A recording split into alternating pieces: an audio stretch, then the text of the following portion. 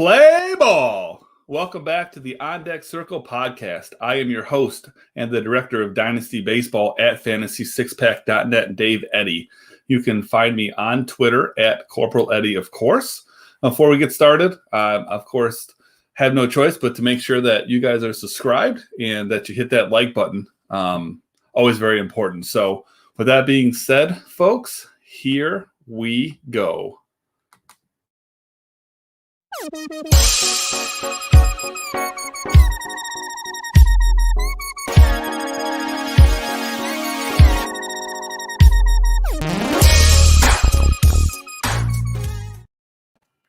All right, here we are. We are back.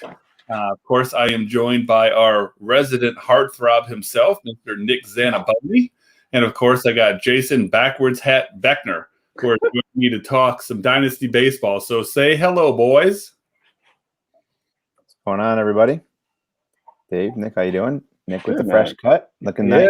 Finally, dude. It was too long. I'm gonna run with this Dynasty Baseball heartthrob. I'm pretty sure I'm like, if there's like a power rankings, I gotta be like top 5. Yeah, I don't know anyone else. They all look like you did. I mean, listen, here's what I'll say for a certainty. You are definitely top 5 on this podcast. Yeah, I'm top 5 on this podcast for sure. Yeah, no question about it. Yeah. So Nick, what work have you recently had published, and what do you got coming up? I actually basically just copied Jason's work this week. I had my Dynasty Player of the Week was Franco Reyes from the Franimal. Franimal from the Cleveland baseball team. I don't want to get in trouble for saying anything else. And last week you were also on it, Dave, the draft show. That was a good time. Oh, yeah, sure. My audio did not work, but I was excited about Mac Jones. And that's really all I got today. You know, speaking of that Cleveland baseball team, that is the exact reason that we are doing it on Wednesday night and not Tuesday night. I had to go watch the Lake County Captains against the Lansing Lugnuts last night. So got to watch Brian Rocchio, George Valera. Unfortunately, Aaron Braccio, I don't know if he was hurt or just I don't know what was going on, but he didn't play. But anywho, Mr. Backwards Hat himself, Jason Beckner, what do you have recently that came out? What you working on, bud? What's going on, everybody? You can find me over at Twitter at Jarred Bex, like always. And then, writing some articles at Fantasy Six Pack. Got the Dynasty Buy or Sell and the Prospect Report that comes out. Both of those come out weekly. So, like Nick said, a little sneak peek in this last week's Franimal was on the buy list. So, yeah, go get those shares wherever you can. That's got to be one of my favorite nicknames. Seriously, like Franimal. Like, I mean, especially for the player that he is. Yeah. I mean, I thought Backwards Hat Beckner was good, but it's no That's Franimal. good too. It's no Franimal. Yeah, no. I didn't know that was coming, did you? No, I like it. I'm going to run with it, I think. Hey. Rob, yeah. Good, man. Good. All right, so let's get into some news of the week here. I'll go ahead. We'll do topic number 1 will be a little bit of bragging on my part. We'll talk about Mr. Dylan Cease. He's 134th in my Dynasty rankings. And, man, he is making myself and a few others look pretty smart right now. I'm not sure about others, but, you know, when I was touting him as having a breakout season this year, I truly meant as a pitcher. But apparently this guy can swing the stick, too. Last night he goes 3 for 3 while tossing 11 Ks in a one-hit gem with 6 innings of work. So one of the main reasons I was so high on Cease coming into this year, as I talked about, was his spin rate. And that's proven to hold true. He's currently sitting in the 96th percentile on fastball spin rate. So I truly think that that's got a lot to do with his success. But for me right now, he's walking too many guys. Through 6 starts, he's thrown 30 in the third innings, struck out 40 through that point, but he still walked 15. So a little more than I like. Sitting at a nice ERA, 2.37. The whip is a little on the high side compared to the ERA just because of those walks. So 1.22 there. But guys, is Cease going to continue on this upward trajectory as predicted by myself, or do you kind of expect him to fall back down to earth here at some point? I mean, Otani, what? I mean, this is a fun little stat I saw today on at Twitter at Stats by Stats. Dylan Cease is the second pitcher in the modern era to strike out 10 or more allow no more than 1 hit, and also have 3 hits at the plate. That's awesome. The only other pitcher was Catfish Hunter. Yeah, I heard that. I heard that on like MLB Network this morning or something. I couldn't remember who the other player was though. Yeah, but I mean, yeah, this is everything you want to see out of this guy. I mean, his last 2 starts, 13 innings pitched, only 4 hits, 20 Ks, and the biggest news of all, only 3 walks in those last 2 starts. Combining an advanced stat from last week, he had a 34.4% CSW in the last 2 starts. There you go. So, now we're getting places. Yeah, and this, I mean, like I guess I've always said about him, if he can get his control under control, his pitching under control, then this guy is to the moon. I mean, he had a slider work in his last 2 starts. He's got close to a 50 CSW% with the slider alone. And then aside from that is his FIP alone this season is 2.81, which is stellar. You're looking at fielder independent pitching, so that's great. And that's 15th amongst all the qualifying pitchers that FIP. So yeah, I mean, right now he's looking great. Are you a lover scorn because he was a Cub at one point? Yeah, this one still kind of burns. I mean, you give up. I was on Cease when he was still in the Cubs system, obviously, and then you give up him and Eloy for some mediocre third starter if you're lucky. Yeah, that one burns, but yeah. Yeah. You can't win them all, man. Exactly. No, you really can't. But that one's pretty bad. That'll go down. His last start was the Tigers, right? Hey, calm down. Two ago. Yeah. Before last night. Yep. So after the last one, I was like, okay, like let's pump the brakes. I saw some things on Twitter being like he's figuring it out. But after last night, I think he might actually be starting to figure it out. The 3 walks are the real impressive thing there. If he can keep his pitch total down and he can get you a consistent like quality start, he's gonna have to be this good, Yeah. I don't like the way you're talking about my Tigers, though. I just want to point that out. The Red Sox score on them yet? I mean, it was the Tigers, but then last night against the Reds, who's like 3rd in runs scored, shut them down. So Tigers have like a -6 WAR as a team. Just so you guys know, it's tough. Yeah. Mize has yet to give up a run so far tonight, so that's really good for him. So, I mean, here's what that means, though, real quick. It literally means that you could just like take every starting player at every position in baseball, put their names in a hat, then randomly draw players out, and theoretically you'd have a better starting lineup than what the Tigers have. I mean, but hey, Al Avila, guys. Yeah. That's Yeah. fine. Fuck Alavia. That's a headline grab. Yeah, there you go. So let's move on here. We'll do another topic of pitching here. So when I did the notes this morning, I had a joke in here about how this is going to be the first show that we've done without having to talk about a no-hitter. And then some asshole named John Means, who's 465th in my rankings, he goes out and tosses a no-hitter against the Mariners today. Again, pitches were pretty reasonable. 117, not bad. 12 strikeouts, didn't walk a guy. Actually missed a perfect game with a pass ball on a 3rd strike, which allowed Sam Haggerty to reach base. He was subsequently thrown out stealing, so he did end up facing the minimum of 27 batters. But I think I've kind of given you a little clue on my thoughts about John Means in Dynasty. But what do you guys think? You guys buying him? You think maybe he could, be claimed by someone as an ace these days? What do you think? In Dynasty standards, if he is your ace, your team's not going to win. But if he's like your 3 or 4, probably closer to the 3-4 range, and then you're in good shape. He's good. He's good on. He has a pretty attractive wife. I've just followed her on Twitter. Oh boy! She tweeted out some stuff. Keep that to yourself, Jesus. She's a professional soccer player, I guess. But wow. I mean, the heartthrob. I gotta. That's true. That's I gotta true. throw out the rods and see what I can get. It's now going to be Mrs. Means, but I've always liked him. There was a 2018. He won like a shit ton of games for like. I feel like he won like maybe 16 or like 15 that range, and everyone was like, "Well, that's ridiculous. He's not good. He plays for the Orioles." At some point, you need to put it past that. Like, you can be a good pitcher on a shitty team. Ask Jacob deGrom. Mm-hmm. He's not Jacob deGrom. No, he is definitely not Jacob deGrom.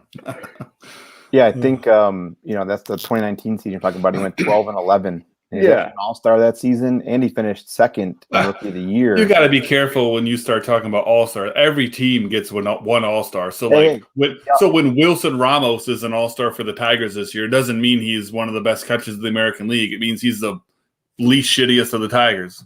True. He also finished second in Rookie of the Year voting behind only Jordan Alvarez. So that's different. I mean, he's decent. I mean, I like his stuff. He relies heavily on the fastball and the changeup.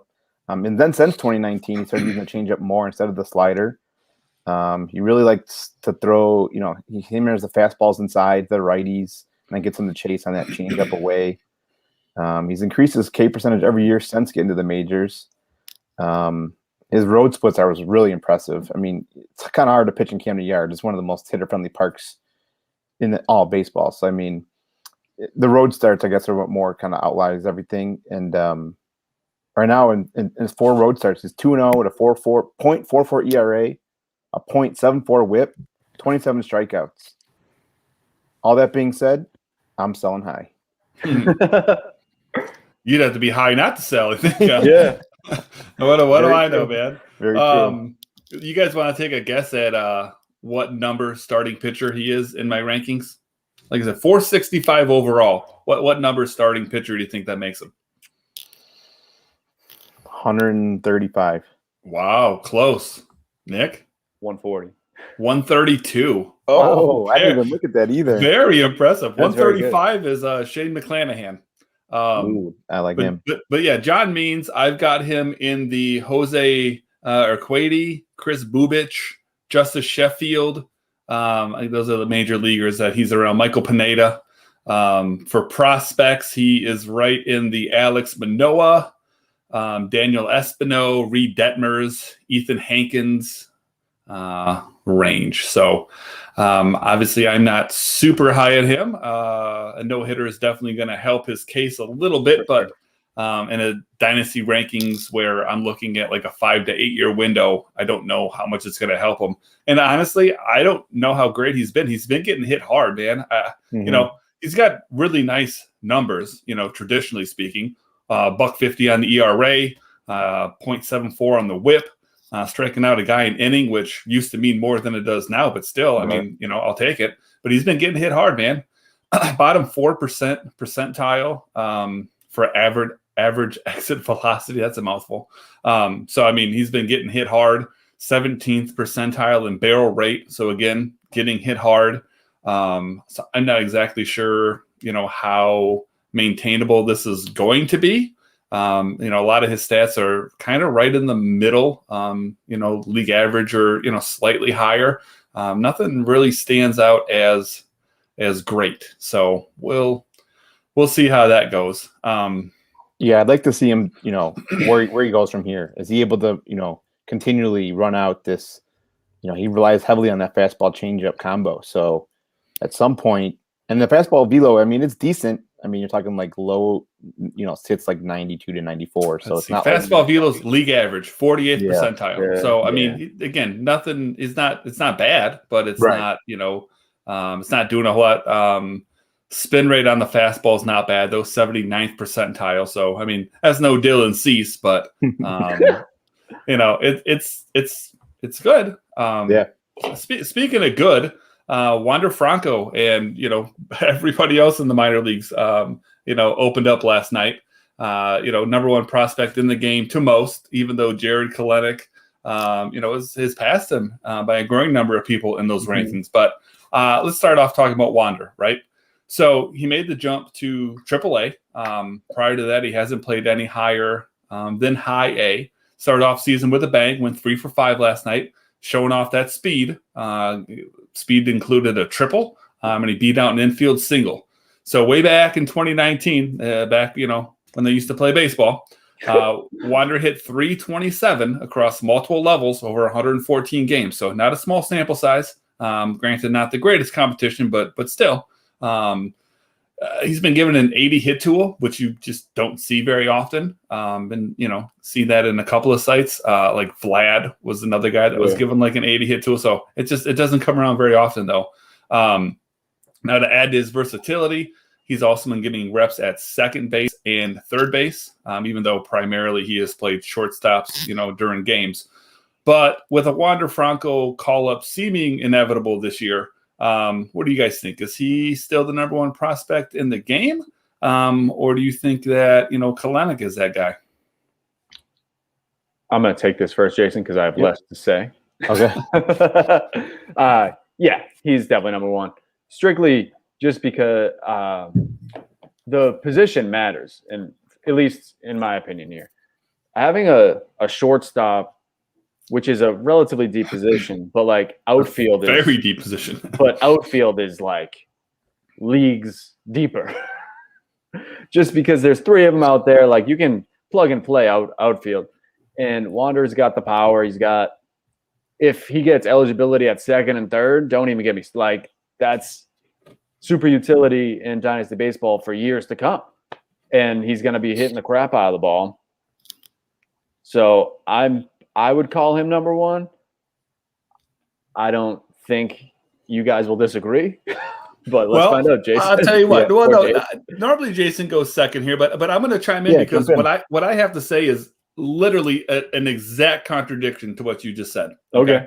I actually have Kelenic higher, first of all.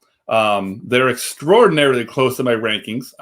Would you like to just take a stab? They're back to back, but do you want to take a stab at where they are? I'd say like in the mid-20s. No, I'd say higher than that, or like lower. I'd say like in the closer to 100. Wow. Okay, Nick, right on the money. Wow. I got Jarred Kelenic 27, Wander Franco 28. Oh, okay. Very close. But I have Kelenic higher. And to be honest with you, like I said, to contradict your point, shortstop to me is extraordinarily deep. You can find yourself a very good shortstop. Quite far down the list. If I go down to the 15th best shortstop, I got Marcus Semien. I still have Carlos Correa, Eugenio Suarez, Alberto Mondesi, just to name. But I'm just saying. But in a dynasty league, though, he's only 29. Yeah. I can go really, really deep with outfield with shortstops. If I were to triple that, just because you got 3 times as many outfielders. Yeah. So if I go down to the 60th outfielder, we're talking. Well, if I go first major leaguer, David Dahl. Yeah. Michael Brantley, Soler, Benintendi, Clinton Frazier, Austin Hayes. So I think that shortstop is just ridiculously deeper. So with that being said, I think that those two are extremely close. I think all the power that Kelenic gives you is, going to be, to me, what pushes him over the edge. Just slightly, but the tiebreaker to me is the fact that he does have outfield eligibility. I think that outfield is so much harder to get than a shortstop, and it's not a knock on Wander at all. It's more that I just think that right now, if I was doing a draft and I just had to straight up pick one, the outfield eligibility probably breaks the tie for me, and that's where I would take Kelenic. What about you, backwards hat? Yeah, I'm actually on your boat. I'm in Kelenic. Obviously Franco is a better, I think, all-around player, and he's got the defense. He's just going to be a better all-around baseball player. We don't play defense in fantasy. Nope. Exactly, and to me, I feel like Kelenic, like you said, he showcases the power more. I feel like he has the potential to hit 30+ home runs. I don't see Franco doing that. I don't. I also think Kelenic also projects more for the middle of the order bat. I could see him possibly hitting like, third, fourth, fifth, where I see Franco kind of more at the front of the lineup, 1, probably 2, maybe 3 in his prime. So, again, they're 1A, 1B, very similar. Sure. But to me, for fantasy purposes, I'm going to lean Kelenic for that purposes only. Boy, look at Nick. Nick's over there. He's all sad. Like, I thought everyone else liked Wander. I thought everyone liked Wander. I'm really a Kelenic guy. I just wanted you guys to like me more. Oh, okay. No, all right. Well, I'll tell you what. Let's cheer you up, Nick. Let's get into your advanced stat of the week. All right. Yep. All right, advanced stat of the week. We're going wRC plus, weighted runs created. According to MLB.com, wRC plus takes the statistic of runs created and adjusts that number to account for important external factors such as ballpark or ERA. So it's adjusted so that a number of 100 is considered league average. So 150, for example, would be 50% above league average. So, for example, a player who places home games at a hitter-friendly Coors Field would have a lower wRC plus than a player who posts absolutely identical numbers at a pitcher-friendly park like the Oakland Coliseum. So, Jason, you are kind of the lead here with our advanced stats. So that's what it is. That's the definition. Why don't you go ahead and talk a little bit more about it? Sure. Again, like you said, I mean, to me, I like it because it puts all players on an even playing field. You can look at it and be like, is this guy good just because, again, like, is he in Coors? What are his road home splits look like? And who's he been facing as well, you know? Exactly. So, I mean, Nick, do you take a stab at who do you think is the career leader in weighted runs created plus? If it's not Bartolo Colon, I don't want to know the answer. Can you give me a team? 2 teams. One's near and dear to your heart. Not the good one. It's pretty simple. It's Babe Ruth. Yeah. Oh, okay. I was saying, it's like a Babe Ruth, Ted Williams kind of question, but yeah. And then, who's in third? Mike Trout. So as you can see, you kind of put all these players on these. Yeah. It kind of puts these guys, you're not comparing Mike Trout to Babe Ruth as far as fantasy purposes, but you kind of get the sense that how, you can look as far as where these guys are in a level playing field. Mm-hmm. It uses, this is a little bit more advanced stat for you, but it uses weighted on base average kind of to help create the stat. So basically you just think of on base. Are they good at getting on base? That's kind of helping teams create runs and stuff like that. So again, like, with Trout's 173 weighted runs created plus, he's 73% better than your average player. Again, sounds that's no about reason right, doesn't it? I mean, yeah. Makes sense. And that's why I like it too, because you can kind of compare it to your average player. There was only one like outlier when I was looking at it, like for this year at least, and it's Yerman. He's 5. Well, he just had such a hot start. Yeah. And it's just such a small sample, so maybe right now is not the best time to look at. Maybe July, August is when you really start looking at this, just because it's really just him though. Yeah, I mean, I pulled the top leaders too, and you got Trout, Buxton, JD Martinez, Vlad, Ronald Acuna, Bryant, Bryce Harper, Justin Turner. I mean, you can see why it's a pretty good stat to kind of look at. Just another level of statistics to look and help kind of determine, again, the Yerman Mercedes is the outlier with the small sample, but yeah, I mean, it's a great one. Yeah, that'll probably come back down to earth here eventually. Yeah. Unfortunately. All right. So what do you think? Do you have something in mind for next week, or do you want Jason and I to pick one out for you? Just keep taking me to school, because I don't even know. I'm getting better though. Like, I'm actually looking at things. Yeah. And evaluating, like, what I do. I traded for Bobby Dahlbeck yesterday, and he's not having a good year. But you're a Red Sox fan, so it makes sense. Gotcha. I am a Red Sox fan. And 2, he's barreling the ball, which is important, apparently. Mm-hmm. Yep. But rumor has it. Yeah, he's pretty high. I was all right. He's just getting some bad luck. So is there a stat that can tell me if a hitter is just getting bad luck, like at balls being hit at people? Next week, we'll talk about BABIP. Yeah. Okay. See, look at that. So there we go. BABIP it is. There you go. You want to write that down, Jason? Yep. He literally asked us the perfect question. There's a perfect stat for it. And we'll talk about Bobby Dahlbeck's BABIP, which I have no idea what it is. Yeah, but we'll find out by next week. Hopefully it's better. I mean, all right. Well, or worse. Or worse. Sure. You don't know. I'm not sure. You're not sure. All right. So let's go ahead. Let's get into our buy, sell, hold for this week. And we'll start off with a guy who's actually been on this list for like a fucking month. I just keep finding somebody else to talk about.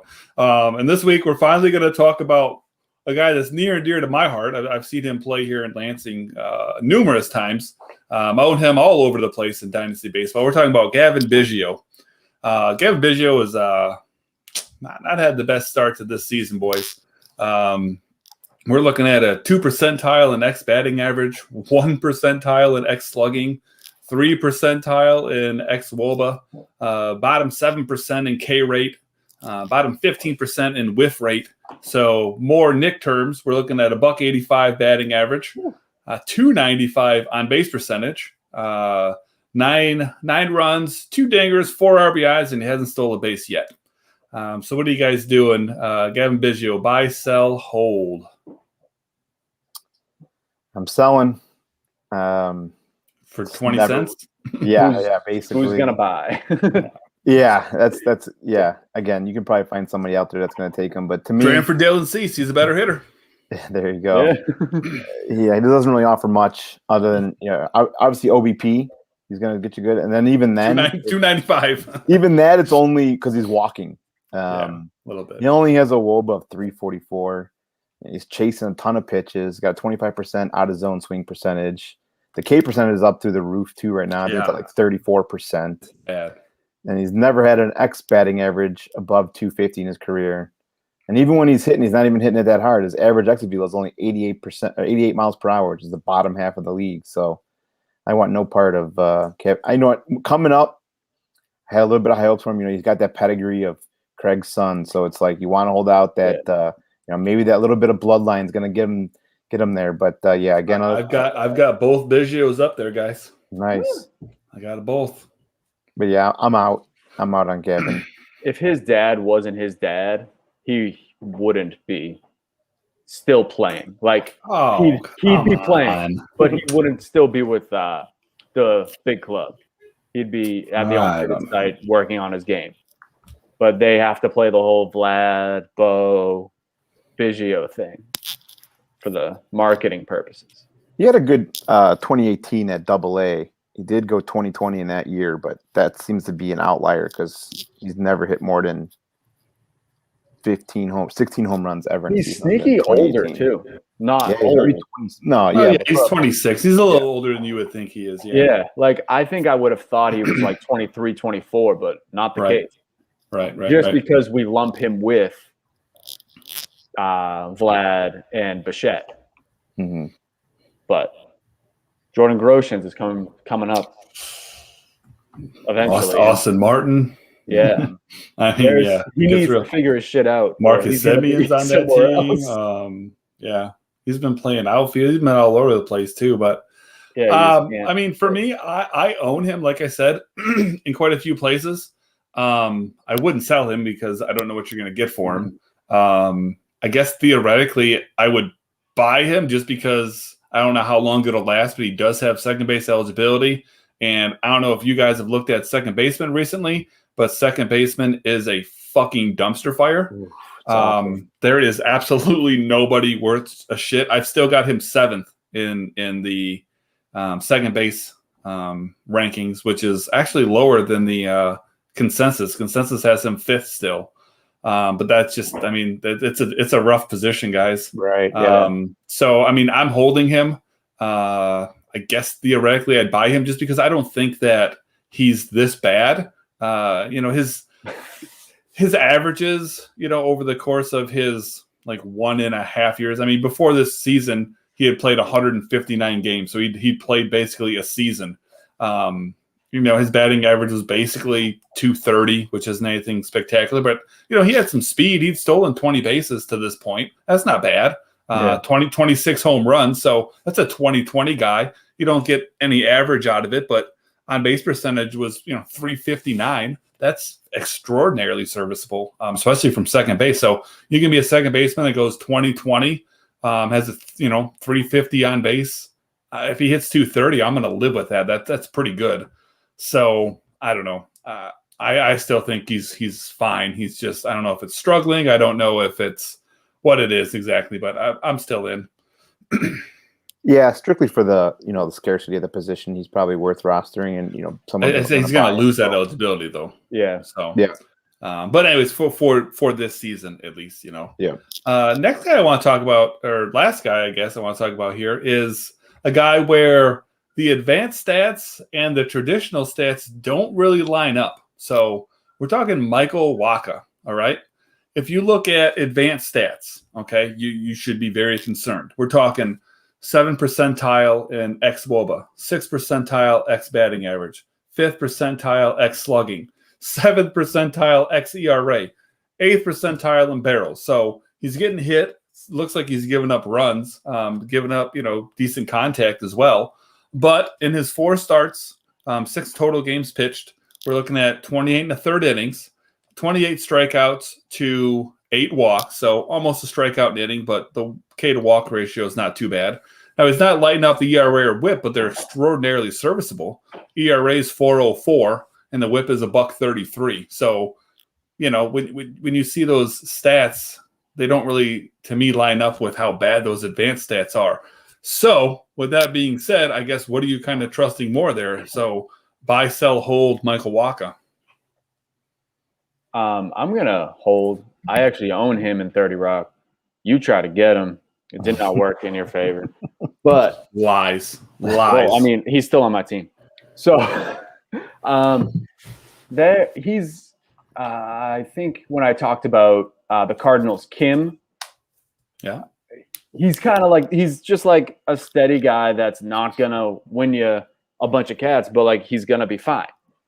This offseason, this Scout Girl Report did a pretty good piece on him on 365prospects.com. And as soon as that came out, I got maybe 6 DMs on Twitter just asking for Wacha.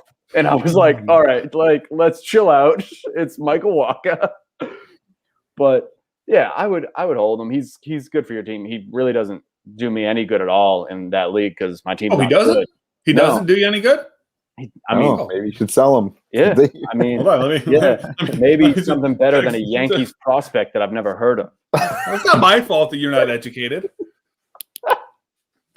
Man, are we talking about Cavan Alcantara? Yes. Yeah. Who is that? Google. Okay. God. Yeah. That's the gold mine. I'm holding Wacha too. He's kind of, not old, but he's got some innings under his belt, and he's kind of transforming that fastball more into a cutter. So he's throwing that a lot more than just a standard 4-seamer, which has been kind of helping him kind of maintain some stability in his repertoire. He's still also maintaining a really good K to walk ratio. So I mean, that's something that's always you want to see out of your starting pitchers.